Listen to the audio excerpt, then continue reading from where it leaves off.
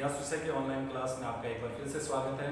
हम पढ़ रहे थे इतिहास की जानकारी के स्रोत। उसके अंदर हम साहित्यिक स्रोतों की बात कर रहे थे और साहित्यिक स्रोतों के अंदर भी हम चल रहे थे धार्मिक साहित्य में। और धार्मिक साहित्य का भी अंदर का एक चैप्टर था अपने ब्राह्मण साहित्य। उस ब्राह्मण साहित्य के भी अलग अलग भाग जो कल मैंने आपको बताए थे और उसमें से कल हमने उपनिषदों के बारे में पढ़ा था। आज हम पढ़ रहे हैं वेदांत के बारे में। किसके बारे में? वेदांत। ठीक है, वेदांत के बारे में पढ़ेंगे। इसका नाम वेदांत इसलिए माना जाता है कि वेद रूपी पुरुष के ये 6 विभिन्न अंग हैं, इसलिए इसको वेदांत कहा जाता है। क्या है? वेद रूपी पुरुष के 6 विभिन्न अंगों को इसके रूप में स्थापित किया गया, इसलिए इसको वेदांत साहित्य कहा जाता है।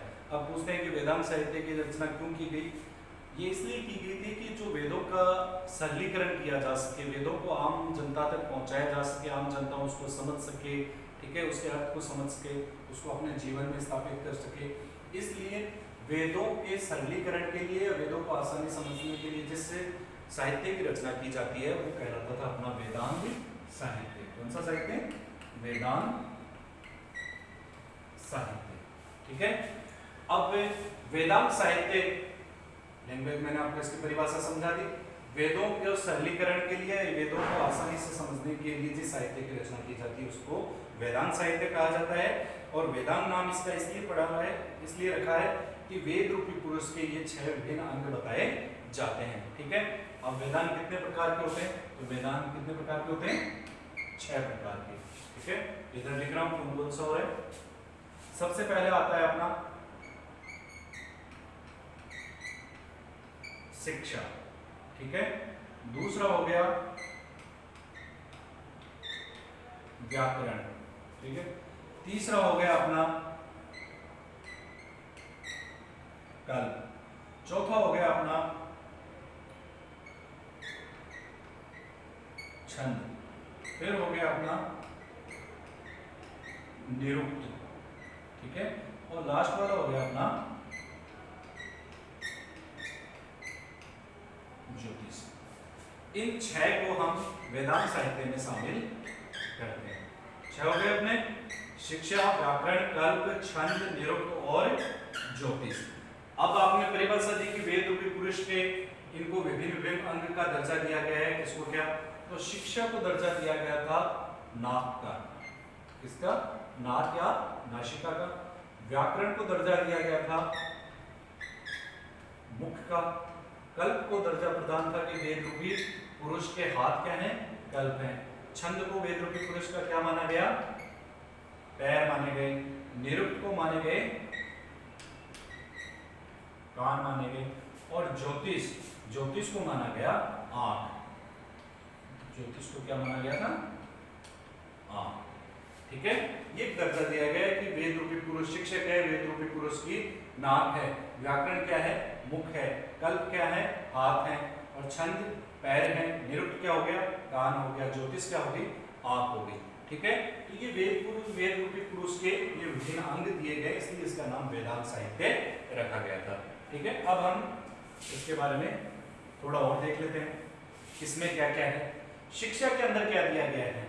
शिक्षा के अंदर क्या दिया गया है कि वेदों की जो भाषा है, ठीक है, वेदों की भाषा को समझने के लिए या वेदों को समझने के लिए इसकी रचना की गई थी। इसकी रचना वेदों को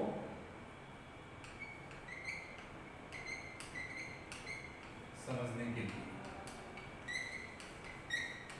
इसकी रचना हुई थी। ठीक है। व्याकरण मुख्य हो गई। वेदों के अंदर जो संस्कृत, वेदों के अंतर्गत जो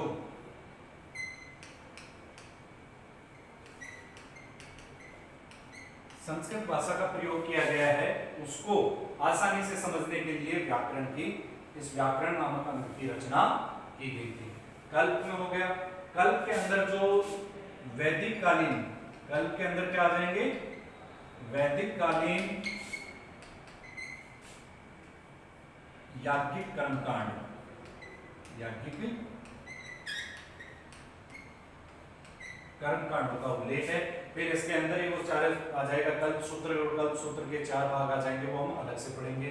ठीक है, छंद के अंदर वेदों के अंदर जो मंत्रों का प्रयोग किया गया है, कौन से मंत्र के अंदर कौन सा छंद आएगा, उस छंदों के बारे में बताया गया कि कौन से मंत्र में कौन से छंदों का प्रयोग हुआ है। वो किससे पता चलेगा? छंद से।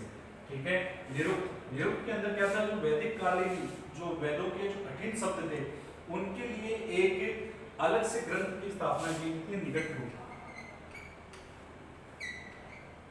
ठीक है, निघंटु नामक एक ग्रंथ की स्थापना की गई थी, और इसके अंदर जो कठिन शब्द दिए गए थे उन कठिन शब्दों को वापस सरल किया था निरुक्त के अंदर। इसके अंदर निरुक्त के अंदर वैदिक कालीन जो कठिन शब्दावली थी उसको निघंटु नामक ग्रंथ में संकलित करके और उन कठिन शब्दों को पुनः सरल बनाने के लिए जिसकी रचना की गई थी वो निरुक्त की गई थी।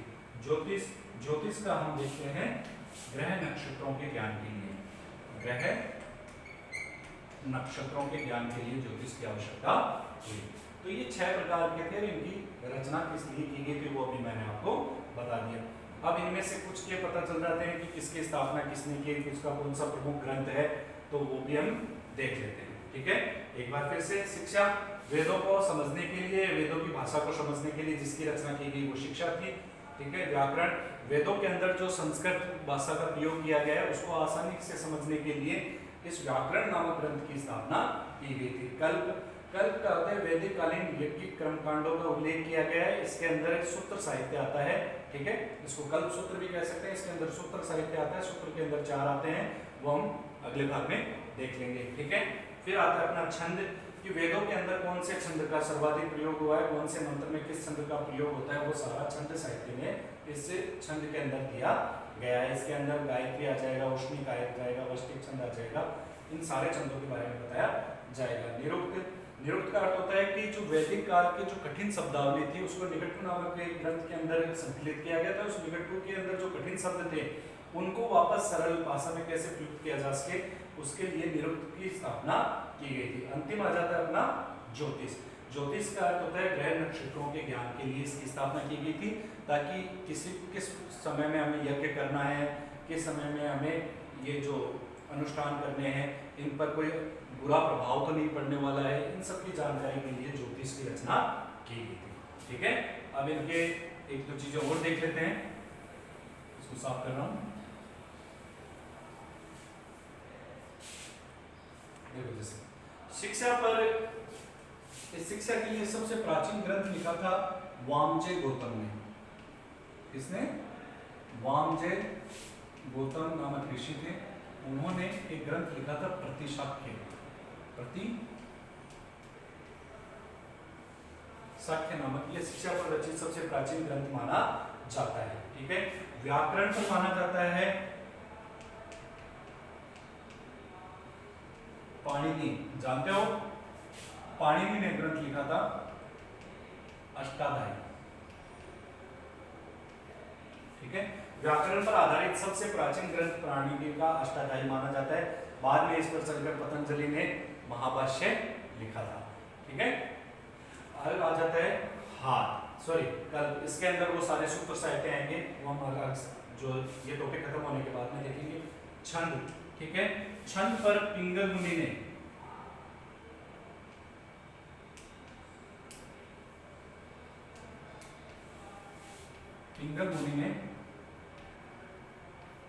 छंद शास्त्र नामक ग्रंथ की रचना की। इसकी छंद शास्त्र नामक प्राचीन ग्रंथ की रचना की। निरुक्त, निरुक्त का मतलब इसकी रचना की थी यास्क ने। इसने की थी यास्क मुनि ने इसकी रचना की थी। और ज्योतिष क्या आ जाएगा? लगध मुनि। लगध मुनि नाम के व्यक्ति थे, उन्होंने ज्योतिष शास्त्र तो ये अपने इनके मान लिए जाते हैं। जैसे शिक्षा का वामजय गौतम हो गया, प्रतिशाख्य इसका प्राचीन ग्रंथ माना जाता है। व्याकरण पर आधारित प्राचीन ग्रंथ अष्टाध्यायी जिसकी रचना पाणिनि ने की थी। छंद पर पिंगल मुनि ने किया था, छंद शास्त्र हो गया। निरुक्त की रचना यास्क को मानी जाती है और ज्योतिष का लगध मुनि को माना जाता है।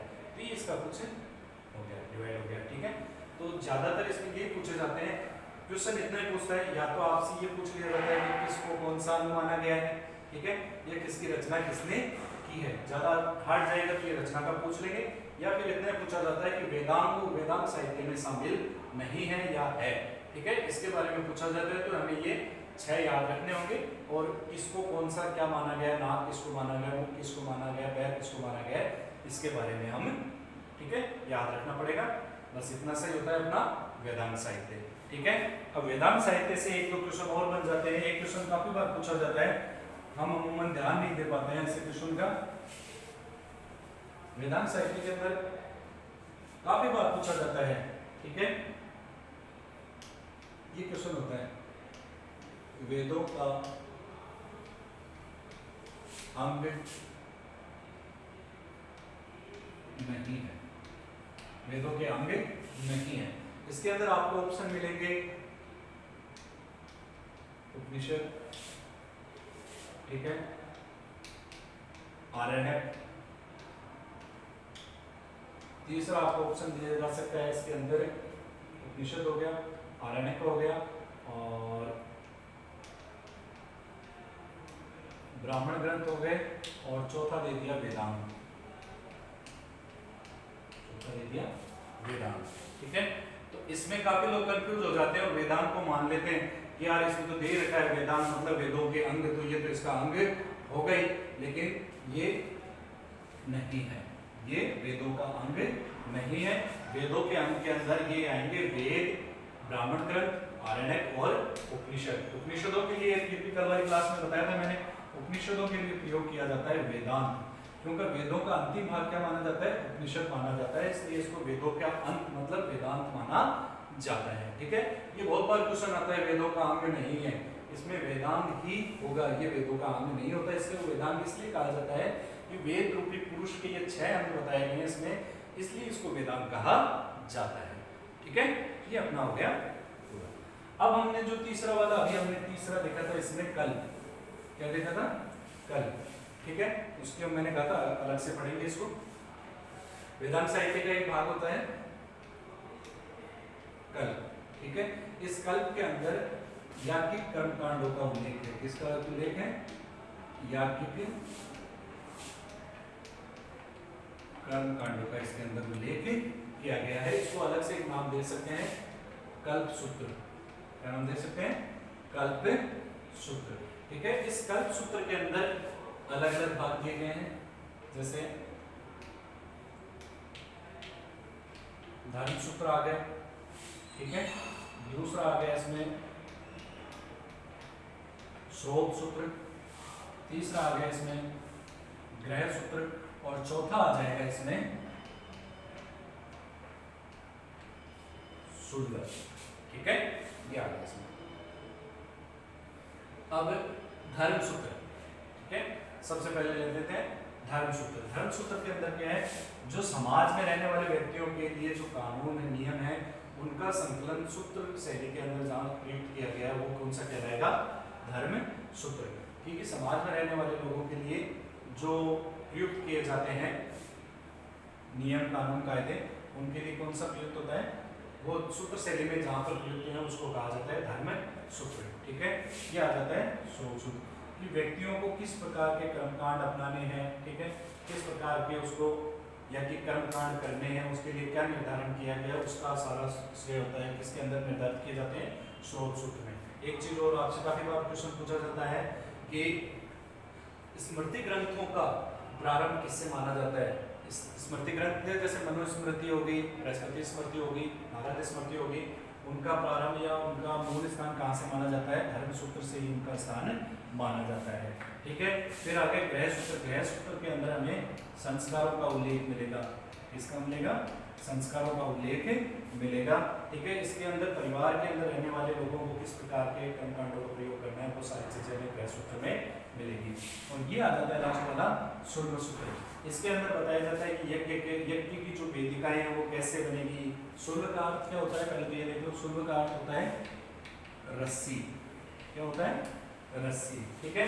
एक नाप की एक रस्सी होती है, उससे नापा जाता है कि वेद करने के लिए जो वेदिका बनाई जाती है वो वेदिका कैसे बनेगी, उसका नाप क्या होगा, ठीक है, उसकी ऊंचाई कितनी होगी, ये सारी चीजें इसके अंदर बताई गई है शुल्क सूत्र के अंदर। इसलिए शुल्क सूत्र को हमारी जो भारत की प्राचीन ज्यामिति है, ठीक है, उस ज्यामिति की शुरुआत में किससे मानी जाती है? शुल्क सूत्र से मानी जाती है। ठीक है, तो ये हमारा हो गया कल्प। ठीक है, कल्प के अंदर क्या आगे चल याज्ञिक कर्मकांडों का उल्लेख है, इसको कल्प सूत्र भी कह सकते हैं। कल्प सूत्र के 4 भाग है, धर्म सूत्र, शोक सूत्र, गृह सूत्र और शुल्क सूत्र।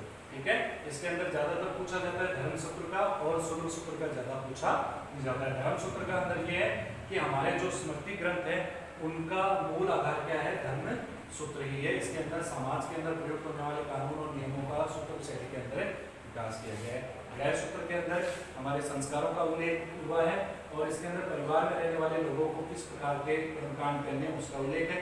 शुल्क सूत्र के अंदर शुल्क का अर्थ होता है रस्सी, और इसके अंदर जो हमारे यज्ञ बनाने की जो यज्ञ वेदिका होती है उसको बनाने की विधि बताई गई है। ठीक है, कि उसकी लंबाई कितनी होगी, चौड़ाई कितनी होगी, क्या उसका आकार होगा, सारी चीजें शुल्क सूत्र में बताई गई है। इसीलिए शुल्क सूत्र को प्राचीन ज्यामिति, ठीक है, जो हमारी भारत के अंदर जो ज्यामिति बनती है उसका प्रारंभिक विकास किसके अंदर माना जाता है? शुल्क सूत्र के अंतर्गत ही माना जाता है। तो ये हो गया आज की आपकी क्लास। धन्यवाद।